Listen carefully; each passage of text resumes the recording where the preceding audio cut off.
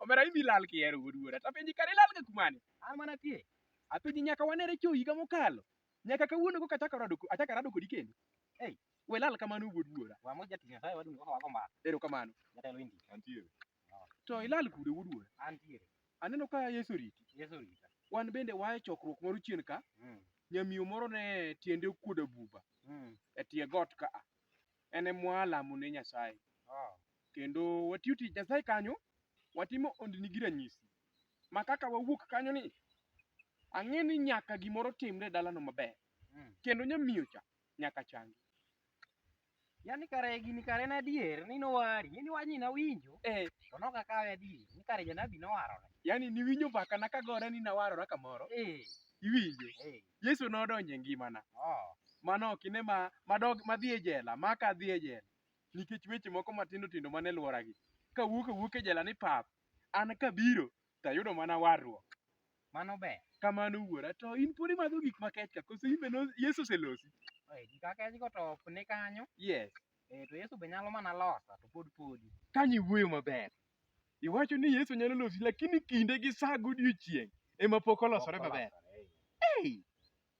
Jalweny. Iwinjo kaka jatich Nyasaye ni wuoyo maber. Awinjo wuoyo. Kamano wuora iwinjo. Ok ine ka higa mokalo. Mano mane pod wabilo gik makech kodi. Jalweny. Ineno kijana ni. Kijana ni mae kijana madho godo nyasore ma gik mitielo machalo ndofu. To kata mana kongo. To kata mana kuber. To kata mana pelele. Mano chamo kode gik makech. Bwana wachamo bwana manoma. Makata mana mani maka. Ne wan kode to koro en tiende mono konye mano ringo moyombo polise. To koro aning'eni kaka ng'at moro ma iki bet noniang' matin. Kaka na ring mayom polise. Notama. Tapenji wuoyi matin. To maneno mana ka dhogi pod rateng' to wang'i rakwar to yawa. Ipod bilo gik ma chachachachi. Gigi to pod abilo mag piny dong' ni buro lot. Pok iweyo. Nyasaye. To nego bed ni kori weyo yawa. Iki sano niang'. Mago gik mwinjo bed ni kori weyo sani. Iki ok oyieni mar bilo mano. Adwa tema ne kanyalo weyo. Yes. To adwa wacho kodi wach moro matin. Yes. Jatenda. Beda ni kando matin, awuog osiepna. Beda ni wawuone koda. In gi wach momedo wacho koda. Wadwa wacho kodi wach moro. Okay. Kori no jatenda. Yes baba. Gige piny gi janabi. Yes. Pod abilo. Pod ibilo gik makech. Pod abilo gigi. Pok iweyo. Ok aweyo. Aseneni gi teko mar polo. Aseneni motelo. Ineno janabi. Kati tuo dhogi. Ni inti ni iwe ndofu. Ndofu kata ndofu pod ichamo. Pod achame. To kata mana nyasore. Ok ing'eni ya. To ndawa. Koso ndawa ni iwe. Mane un godo cha. Yes. Ene mano kada no.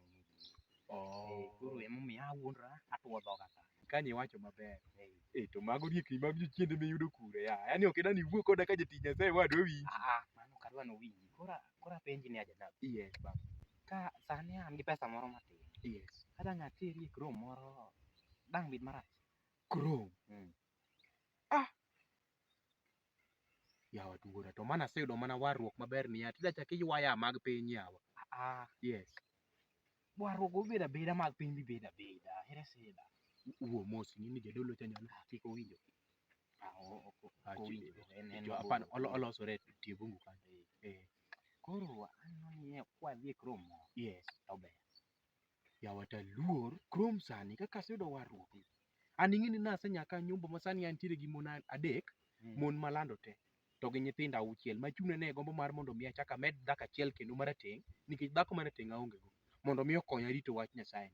Tidwa chak iywaya kendo idwoka mag piny yawa klibu. Dong' ine kama idwa timo na tim maundu. Koro wabilo mana matin. Mana matin. Okoro wachame kaka nwachame aseka. Iwinjo. Ana wada kidhi somo monika 6 kare 3 nyaka 7. Wacho ni ka nyawadu okoni gimoro to kik itamri. Koro ok ang' natamra kaluwore gi chik mar muma. To kata mana Kristino chiko wacho nang'o? Gimuwuok e marach. Lakini modonjo to kokoso. Ok mano koro advantage mana ka. Koro ineno sani nyatenda. Yes. Sani to kadhi kodi to ng'acha nyalo nono. Wan wadhi kanyo. Niya. Yes. Ndofu moro tam ko ka a. Koro tiel man to wanere godhiambo. Acham ndofu. Kata mana marita. Apago chiko. Kisomo kichomo kare 8 ka a. Wacho maber. Ni bila matin. To kibila sasa mane karach. Mane wach Nyasaye. Koro adwa bila matin to bende kidhi mbele kanyo motin tiwinjo komedo jiwi ni kikitamri bilo gima nyawadu miyi. Nikech kitamori to kiny korado kodi to kochako nyiewni. Mano ndiko mar Joba. Koro iwacho na tiel ndufu matin. Tiel matin. Bin ngacha neno. Koro yes. Koro ngar Nyasaye. Koro ang nagochi. Ang nigochina. Yes. Mondo ang wawuo. Sawa. Sawa dong neno. Kar ang ni Yesu ruoth. Koro ang no wuo. Sawa. Haya. Jalweny wabe. Reti.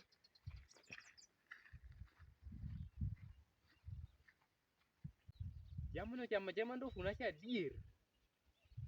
Joti Nyasaye wuon romera ano kwara sana.